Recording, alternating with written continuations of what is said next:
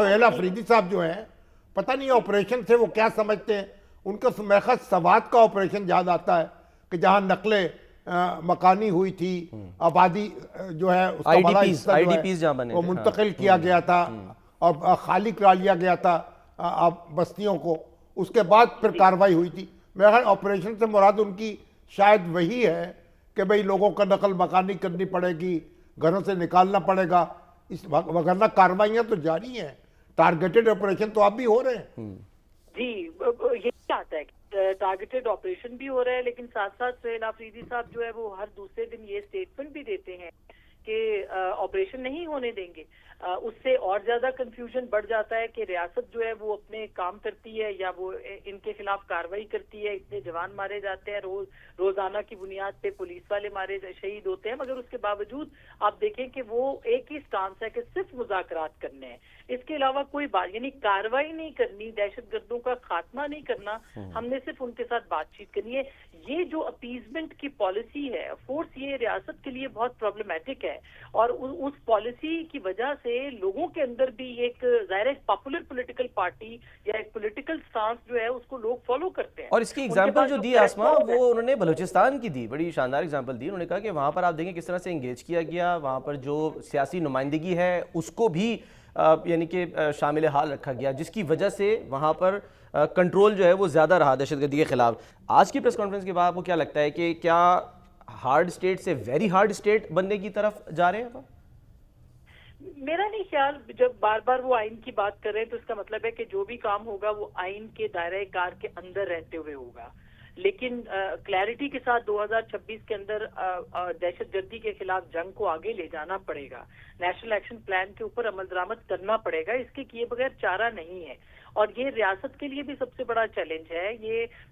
پاکستان کی سیاسی جماعتوں کے لیے بھی چیلنج ہے، اور ظاہر ہے کہ جب کارروائی کی جائے گی تو انہوں نے ایک ہائی لائٹ کیا ہے عمران خان صاحب کا یہ ٹویٹ، جس کے اندر وہ یہ کہتے ہیں کہ ہمیں سیاسی طور پر اے این پی کی طرح کمزور کیا جا رہا ہے۔ یہ سوال سب سے زیادہ اہم ہے کہ اگر دہشت گردوں کے خلاف کارروائی ہوگی تو یہ سیاسی جماعت کو کمزور کرنے کے مترادف کیسے ہوگی؟ اور میرا خیال ہے یہ وہ سوال ہے جس کو اٹھانے کی اجازت آپ جیسے ہم جیسے جو ہے ان کو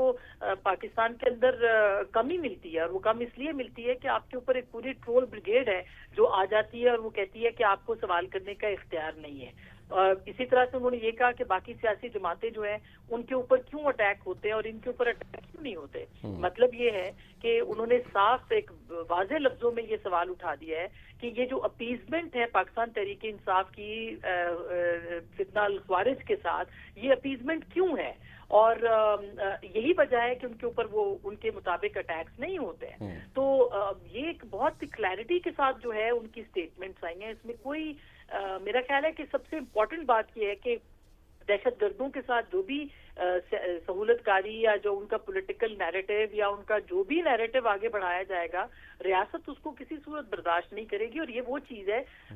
جو کہ شامی صاحب اور سلمان ہم بہت عرصے سے یہ بات کرتے تھے کہ ریاست کا اپنا بیانیہ کیا ہے۔ آج ریاست بات چیت کرتی ہے، اگلے دن وہ جا کے ان کے خلاف آپریشن کرتی ہے، پھر اس کے بعد دوبارہ بات چیت پہ آ جاتے ہیں، تو کم از کم 2026 کے آغاز پہ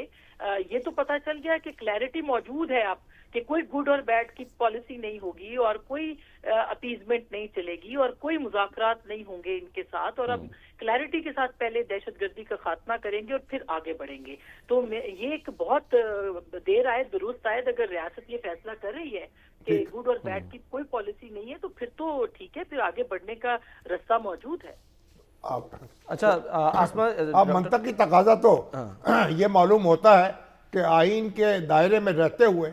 جو کارروائی ہو سکتی ہے وہ صوبائی حکومت کے خلاف ہونی چاہیے۔ یہ میں خیال ہے 245 والی جو بات تھی شامی صاحب، اس کے اوپر انہوں نے جواب تو دیا مگر بہت کلیئر جواب نہیں دیا، اور انہوں نے کہا کہ جو پولیٹیکل لوگ بیٹھے ہوئے ہیں جو لا اور لیگل اس کو سمجھتے ہیں وہی اس کے اوپر بات کر سکتے ہیں، مگر ایک بات تو طے ہے کہ یہ جو اگر آپریشن کا رستہ روکا گیا یا جس طرح سے آپ دیکھیں کہ وہاں پہ ایک اسٹریٹ موومنٹ کی بات ہو رہی ہے، اور اگر جو کاروائیاں کی جا رہی ہیں دہشت گردی کے خلاف اس کے درمیان میں کوئی اس کے بیچ میں آنے کی کوشش کرتا ہے، تو پھر ایک واضح پیغام ضرور موجود ہے، ایک وارننگ دے دی ہے انہوں نے۔ جی بالکل۔ سہیل آفریدی صاحب جو ہیں اپنے معاملات کو درست کر لیں، وگرنہ پھر جو کچھ ہوگا ہم نیکوباد حضور کو سمجھا دیتے ہیں. اچھا